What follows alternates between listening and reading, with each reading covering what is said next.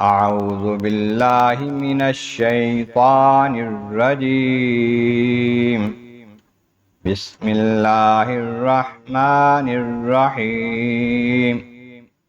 افمن کان علی بینۃ من ربہ ویتلوہ شاہد منہ ومن قبلہ کتاب موسیٰ اماما ورحمہ اولئک یؤمنون بہ فمن یکفر بہ من الاحزاب فالنار موعدہ فلا تک فی مریۃ منہ انہ الحق من ربک ولکن اکثر الناس لا یؤمنون۔ صدق اللہ العظیم۔ حمد و ثناء رب کریم اور درود و سلام بر سید خیر الانام کے بعد سورۃ ہود کی آیت نمبر 17 تلاوت کی گئی ہے، جو 12ویں پارے کے دوسرے رکوع میں ہے۔ اس سے پہلی آیتوں میں فرمایا گیا اگر یہ کفار حق کو تسلیم نہیں کرتے، کہتے ہیں کہ یہ قرآن اللہ کا کلام نہیں ہے، انہیں کہہ دیا گیا کہ بھئی تم ایسی صورتیں بنا کے دکھاؤ، نہ بنا سکیں، عاجز آ جائیں،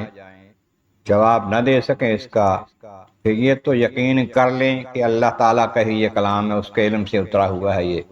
اور اس کے سوا کوئی اور معبود نہیں ہے، تو کیا تم مانو گے؟ پھر جو ارادہ کرتا ہے دنیا کی زندگی کا، دنیا کی زیب و زینت کا، کوئی کام اچھا کرتا ہے تو دنیا میں اس کا اجر چاہتا ہے، میرا نام ہو جائے، میری شہرت ہو جائے، مجھے یہ مل جائے، وہ مل جائے، فرمایا کہ ہم اس کو پورا پورا بدلہ دنیا میں دے دیتے ہیں، کوئی کمی نہیں رکھتے جو بھی اس نے کیا، لیکن آخرت میں ان کا کوئی حصہ نہیں ہے سوائے دوزخ کے۔ آخرت میں پھر دوزخ کی آگ ان کا حصہ ہے، اور جو ان کے کام ہیں، جو اچھے کام کوئی کیے تھے وہ تو وہاں کام نہیں آئیں گے، جو برے تھے ان کا وہاں بدلہ ملے گا، سزا ملے گی۔ پھر اچھے کاموں کو دنیا میں اس کا بدلہ مل چکا نیت کے مطابق۔ اب یہ جو لوگ ہیں نیت دنیاوی فائدے کی ہو اور آخرت کی نہ ہو، یا اس کو آخرت کو مانتا ہی نہ ہو، انکار کرتا ہو حق کا، قرآن کا، حضور کا، افمن کان علی بینۃ من ربہ، کیا وہ اس طرح کا ہو سکتا ہے جو کہ اپنے رب کی طرف سے دلیل پر ہے، روشن دلیل اس کے پاس آئی ہے، قرآن دلیل ہے، حضور دلیل ہیں، اور بہت سی نشانیاں اللہ تعالیٰ کی قدرت کاملہ کی موجود ہیں، جو سب کچھ دیکھ کے جو مانتا ہے ان کو، وہ جو دنیا کے لیے ہی سب کرتا ہے، وہ تو اس سے ایسا نہیں ہو سکتا۔ اور اس کا حال یہ ہے یتلوہ شاہد منہ، اس پروردگار کی طرف سے ایک شاہد جو ہے وہ تلاوت کرتا ہے اس کلام پاک کی، جبریل امین علیہ السلام ہے یا حضور ہے، حضور کی زبان اقدس ہے، من قبل ہی کتاب موسیٰ اماما ورحمہ، اس سے پہلے موسیٰ علیہ السلام کی کتاب تورات شریف بھی اس کلام الہی نبی آخر الزمان کی گواہی دے چکے، وہ بھی اس پر شاہد ہیں، پیشوا ہیں، رحمت ہیں۔ اور یہ جو ان چیزوں کو مان لیتا ہے، ان کا حال یہ ہے اولئک یؤمنون بہ،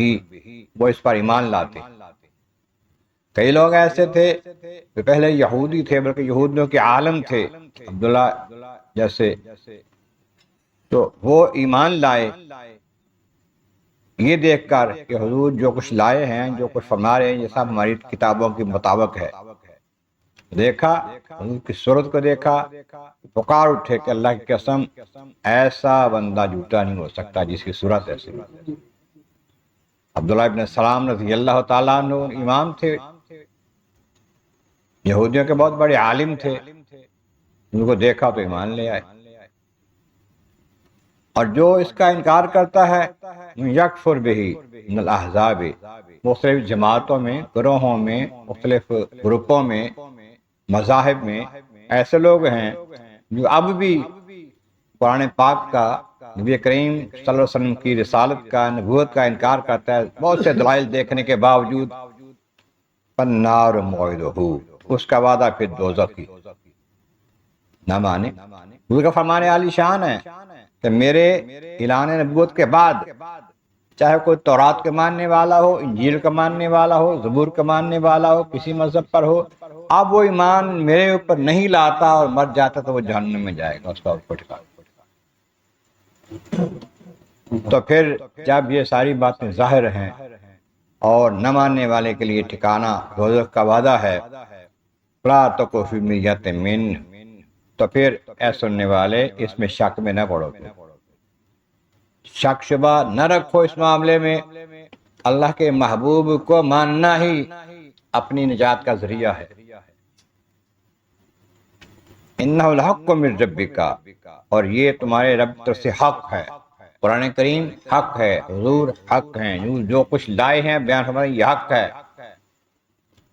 ولکن اکثر الناس لا یؤمنون، لیکن زیادہ لوگ جو ہیں وہ ایمان نہیں لاتے،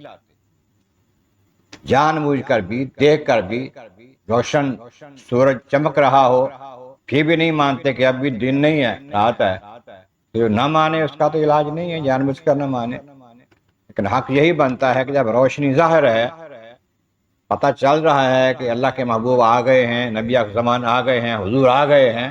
ایمان لانا ہی بنتا ہے، نہیں لاتے تو پھر جہنم میں جائیں۔